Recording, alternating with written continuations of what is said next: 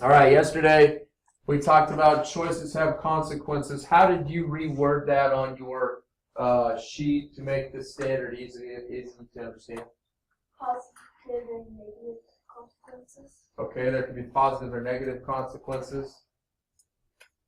Every little choice you make has a good or bad outcome. There's a good or bad outcome, and we know that that fits in with our subject, history.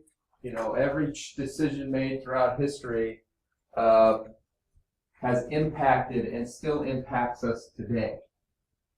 Okay, that's the great thing about that standard. Individuals have rights and responsibilities. What did we write down to help us remember it a little better? Different people have different responsibilities. Okay, different people have a wide variety of responsibilities. They also have rights. Everyone has things they need to do, want to do, and need to do. Very good. Each individual has rights and responsibilities that they need to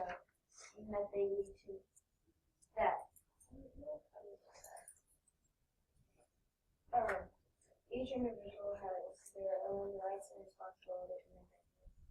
Okay, so and great examples yesterday. They talked about the civil rights movement, and back in the 60s, if you're familiar with Martin Luther King Jr., trying to get African Americans more rights. You were familiar with Rosa Parks, okay, where she had to sit in the back of the bus, but she stood up for herself. As we'll find out too, we talk about government and all the rights and responsibilities that we have. It is your right and responsibility laid out in the Constitution of the United States of America. It's your right and responsibility to go vote. It's your civic duty to go vote and be an active participant in our government. So we're going to talk about a bunch of different rights and responsibilities. We'll talk about geography. You guys think geography is all just maps and globes? It is, but guess what? The beautiful thing about geography, it's about people.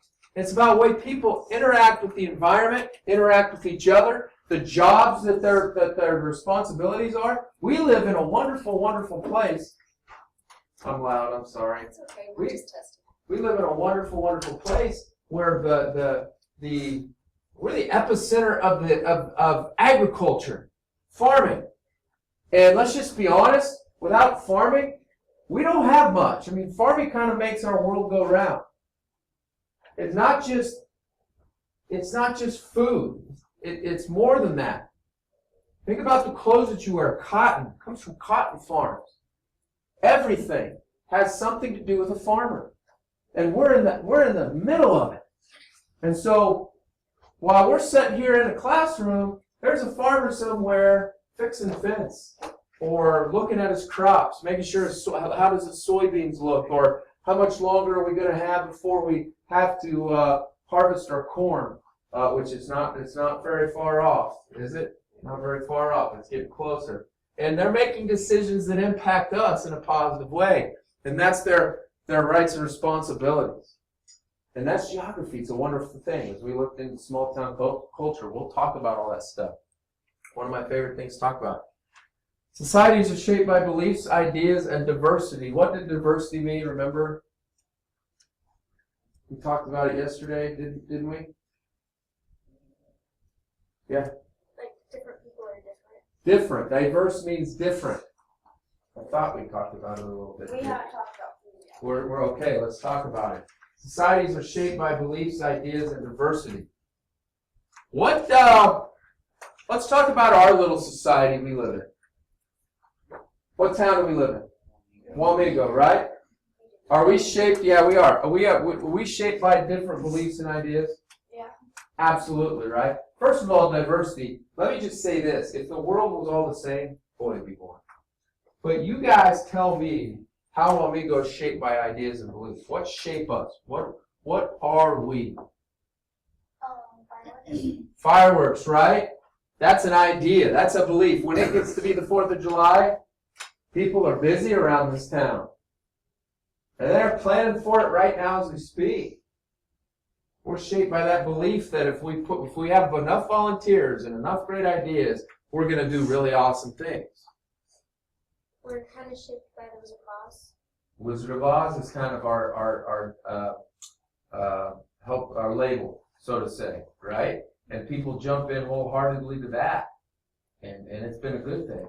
Well, it's not, people don't come to one weekend to a farm, but there's a lot of people that live here that are farmers.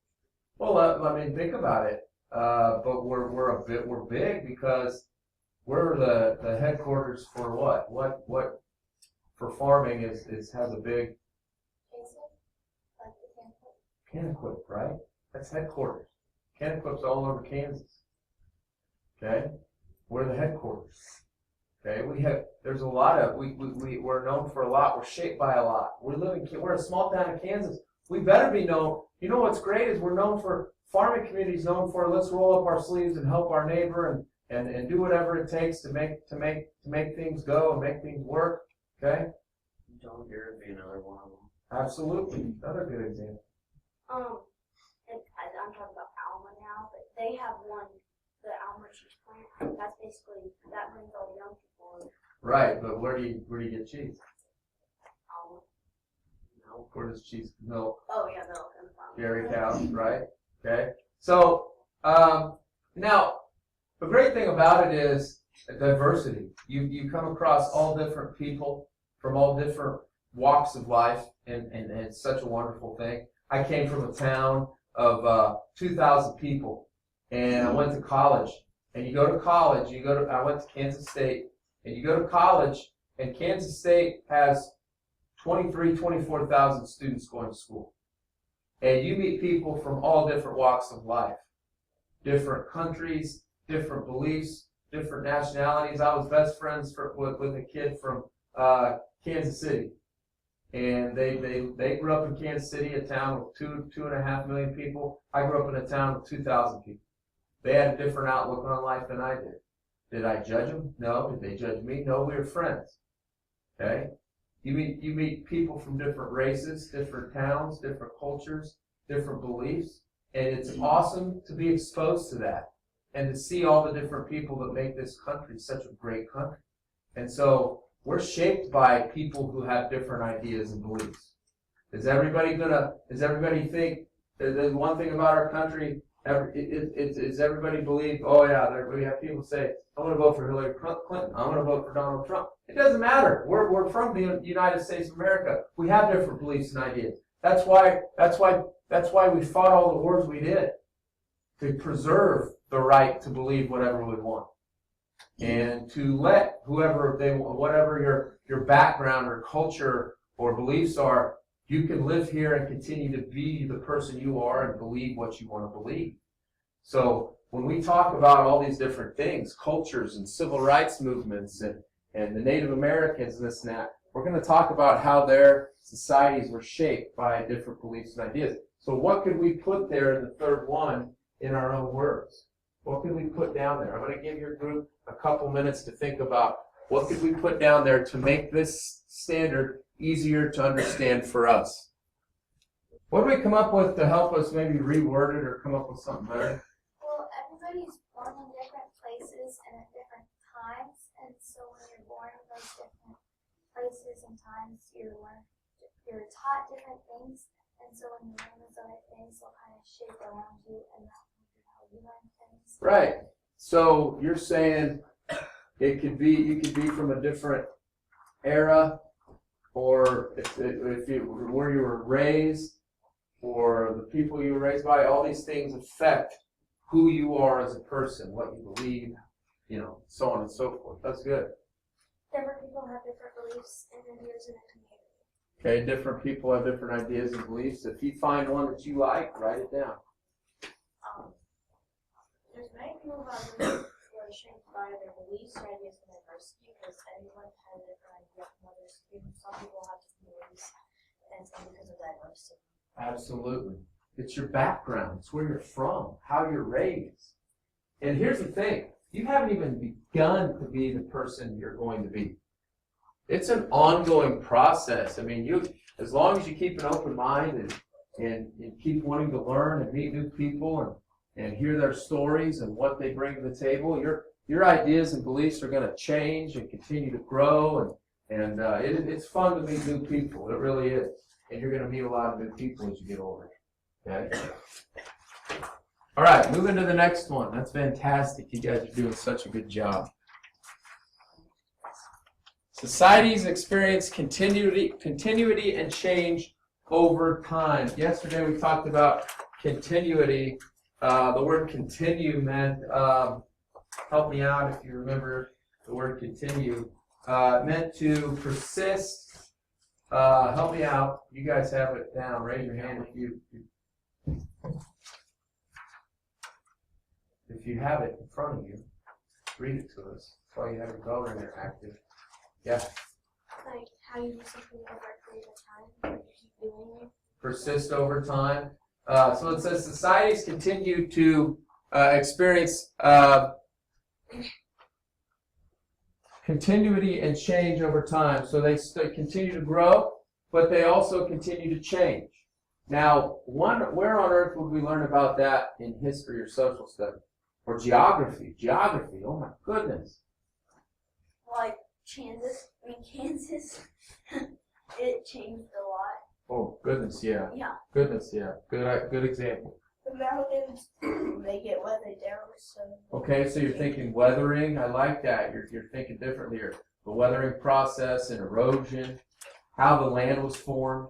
Well, like if you go back to like when Kansas was being, or like not Kansas, but like the U.S. was being formed, their inventions then was like inventions now, like we have phones and things like that, and they were just coming out with like light bulbs. You know what an interesting time in our country is when the railroad started being laid down and how the railroad changed America. Travel. What took 7 or 8 months, 9 months, even closer to a year to travel from New York to California by horse and wagon. When the train, you could go from New York to California in 7 days. I mean, think about all the change that towns experienced and people experienced. Okay, how would we reword this one? You know, places continue to change over time. Is that the easiest? Is that the easiest to remember this? Is places just continue to change over time? Yeah? Do you like that one? Let's put that down. Places continue to change over time. Wamego has changed a lot. Wamego didn't used to have the 4-lane going through town as we do out here on the highway. It didn't used to be a 4-lane. All sorts of different things. Businesses come and go. Buildings go up. Buildings go down. New developments on the outside of town. New things are being built. Okay. Our country has changed. You know, the Native Americans, as we'll learn, had to adapt to towns being built around them and modern technology coming and going. We got all sorts of stuff we can go with that one. And the last one, let's see here, as you see on your sheet. Oh, there's that word we did today. What dynamic mean again? Who read that word dynamic for me that had that unbelievably great definition? What did it mean again? Do you remember it off the top of your head? Okay. A process or system characterized by constant change, activity, or progress. Constant change and progress. So it says relationships between people, places, ideas, and environments are constantly changing or progressing. What is that? Relationships between people and places. I wonder what that could mean. Let me give you a few minutes in your group to discuss that. Relationships between people and places and ideas, they're constantly changing. I'm interested to see what your groups came up with after discussing this. Yeah. Relationships between people and places, ideas, and environment change because of us wearing them down.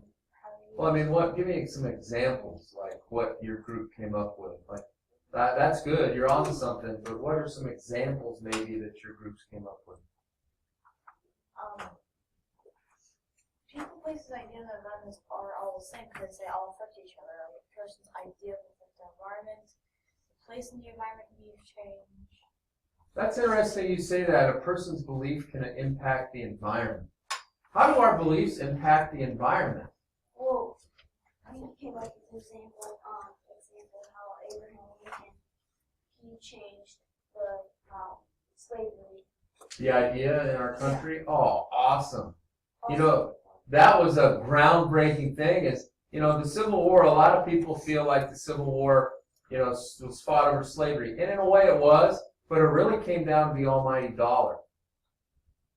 It really came down to the almighty dollar. And Abraham Lincoln, many think one of the greatest presidents of all time, if not the greatest for what he did, came up with the Emancipation Proclamation and freed the slaves. And it was huge. You know, it was huge. And, you know, I still teach this today. You know, it's part of history. The Confederacy is part of our country's history.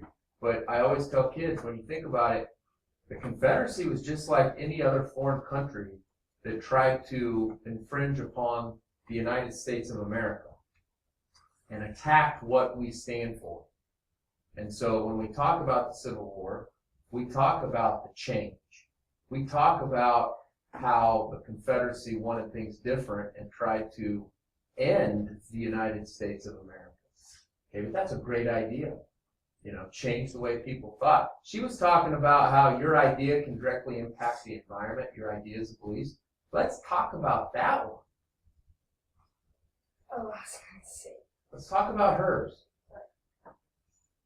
Well, like in the 1930s, before the gospel, where people decided that they wanted to tilt on and no tilt on. Like, Awesome. Where'd you hear that? well, my dad's a farmer, Awesome. and then we also like did research on it. Cool. And the way people thought, they thought we could plow, and more plow again, and it created dust and the wind. I mean, the wind, it was all, it's hard to go into all that detail, but we had to change the way we farmed after the 30s. Our beliefs about how we interacted. Farming's interacting with the environment. Okay? Does anybody in here at home recycle? Anybody recycle? That's a belief that you have, that you're trying to make the environment better. Right, but they also, like, in the 1930s, they also made it, they try to change it, but now, what we do is, we trade crops. So, like, we have Crop rotation. Okay, Mr. Farmer Man, I'm gonna put you on the spot here. Are you ready? Do you plant wheat in the same field year after year? You don't plant wheat. We got a wheat farmer back here. Do we plant wheat every year in the same place? No, usually my dad rotates wheat and soybeans. Why soybeans? Because What does soybeans put into the soil? Do you know? Nutrient. Okay, well, does anybody know the exact nutrient? But what I was trying to say is what we did was we planted wheat 2 years ago because we were gonna do scraping job on this field. We did it. So what we did was we planted the wheat and then we cut it and then we planted it.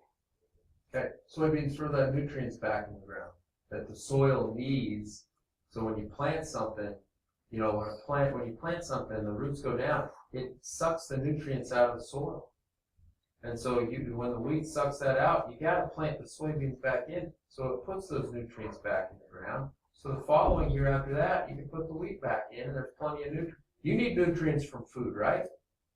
So does crops. It needs nutrients to grow. Okay? You guys did a really, really good job. So here's what I want to do, and I'm going to keep recording this because we're going to talk about the project we're going to do. All right. This is the iPads. Okay, now I'm going to be gone first hour tomorrow. I got a dentist appointment, but I will be back the rest of the day. You will have Mrs. Fritz in here. Okay, I'm going to explain this. Okay, and I want you to follow along. Okay, it says find one major historical event. We got all sorts of stuff here. Women gaining the right to vote, African Americans gaining the right to vote, Civil War, assassination of JFK, Manhattan Project, Louisiana Purchase, assassination of Abraham Lincoln, World War II, you name it. Okay. You could also, if you didn't want to do historical event, you could also find a current event on, you guys know this website, because I know Mrs. Ackerman, did she ever show you CNN.com student news? Mrs. Schilling. Mrs. Schilling did, fantastic, okay?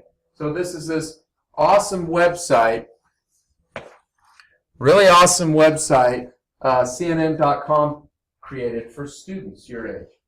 And so if you go, and I put that link up there, if you go to there, you could find a current event and say, we don't want to do a historical event, we want to focus on a current event. And so you pick one or the other. You go history or you go current event. I don't care, okay?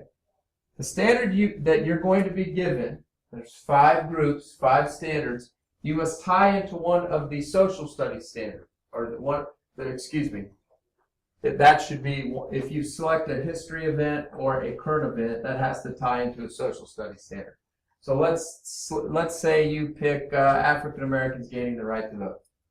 And you say, well, what the standard we got was societies experience continuity and change over time. So we're going to take this event, we're going to look it up on the web, and we are going to get the information and see how that would tie in to the standard societies experience change over time. Okay, are you following so far? Okay, fantastic.